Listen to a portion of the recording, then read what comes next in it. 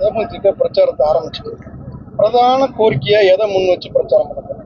விஜய் ஒரு தேர்தல் வாக்குறுதி, வாக்குறுதினா நீ கூட்டணிகளை சேர்த்தாலோ தனியா பிரச்சாரத்தை ஆரம்பிச்சாலோ தமிழகத்துக்கு மத்திய அரசுக்கு ஒரு பிரதான கோரிக்கை வச்சிருக்கோம். அது எதை முன்னெடுத்து பண்ண? இல்லை, எங்களை பொறுத்த வரைக்கும் இன்னும் நாங்கள் தேர்தல் பிரச்சாரம் அப்படின்னு நாங்கள் போல உங்களுக்கு கிளியரா நாங்கள் சொல்லிட்டு தான் வந்திருக்கோம்.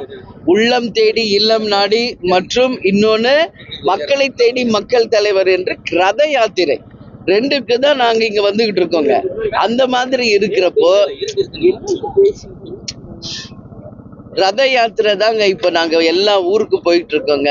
ரத யாத்திரை மக்கள்கிட்ட வரவேற்பு. காலை நேரத்துல எங்களுடைய கழக நிர்வாகிகளோட ஆலோசனை கூட்டம், புரியுதுங்களா? தேர்தல் பிரச்சாரம் என்பது வேறு, இது வேறுங்க.